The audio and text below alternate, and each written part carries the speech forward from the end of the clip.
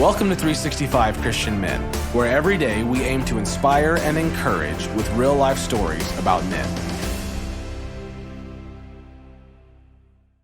February 17th, Benjamin Carson. Ben grew up in Detroit with a brief stint in Boston, and as risk factors go, young Ben was rich with them. He was black, in poverty, from a single-parent family, with a mother who couldn't read and had to work multiple jobs to keep food on the table. But that hard-working woman made a habit of going to the Lord for wisdom. Under her direction, Ben overcame a ton of obstacles, became a world-famous neurosurgeon, and in 2017 became the United States Secretary of Housing and Urban Development. Here's his story.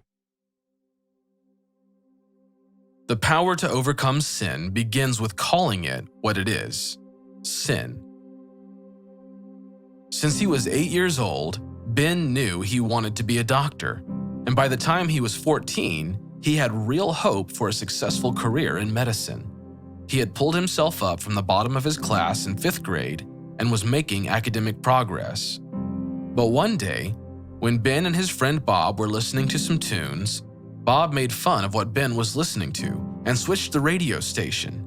It bugged Ben, and he switched it back. Not to be outdone, of course, Bob was obligated to switch it again.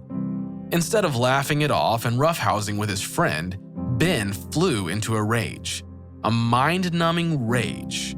He reached into his back pocket, pulled out his pocket knife, snapped it open, and with all of his strength, thrust it into Bob's belly. Bob's mouth dropped open. He stared as if appalled at Ben. He was obviously terrified.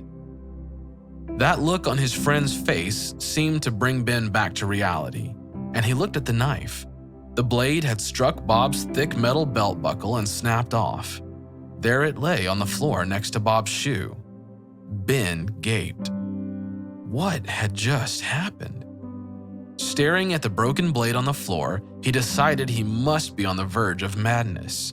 Only crazy people tried to kill their friends. He mumbled a weak apology without daring to look Bob in the eye. And then, Ben ran.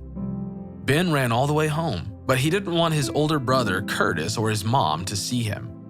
He was glad nobody was home. He went straight to the bathroom, locked himself in, and flopped on the tile between the bathtub and the sink. To think. He had to think about what he had done, about what it meant, about him. He had gotten angry a few times, and he had known it was getting worse. This wasn't the first time he had lost it, but it was the worst. He thought he could handle it. He didn't want to hide from God, but what he did want was answers. What was wrong with him? What was going on in his head? Most of all, how could he get rid of this murderous rage? As a boy, Ben had said he believed in Jesus, but now at 14, he didn't understand where all this anger was coming from. It was about to ruin his life, destroy his relationships, keep him from his dream of becoming a doctor, and even land him in jail. He prayed and pled with God for answers and deliverance from his rage. He rehearsed every angry outburst he had ever had, and tears flowed. A sense of his own sinfulness engulfed him. Deliverance seemed impossible. Then he remembered God's word. He knew God had something to tell him, so he left the room to get a Bible and found verses in Proverbs, God's book of wisdom that spoke directly to him. One verse in particular stood out, Proverbs 16:32. He who is slow to anger is better than the mighty, and he who rules his spirit than he who takes a city. Ben always strove to be better at everything he did. In fact, he made it a personal goal in life to excel at all times. Yet God said to be truly better than even the mighty, anger must be brought under control. Ben knew the only way to do that was to surrender his anger to God. Believing only God could change him, Ben prayed that God would change him, and he determined he would never give another human being the power to incite his rage. Finally, he felt the peace of God wash over him. Is there some sin controlling you? Are you willing to own it and ask God for help?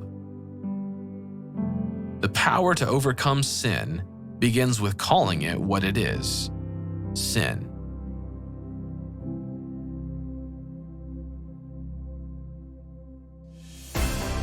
Thank you for listening to today's story. Every day of the year, our hope is to inspire you with real-life stories of faithful men who have gone before us. Hebrews 12:1 says, "Therefore, since we are surrounded by so great a cloud of witnesses, let us lay aside every weight and the sin that so easily ensnares us. Let us run with endurance the race that is set before us." Join us tomorrow for another story at 365christianmen.com.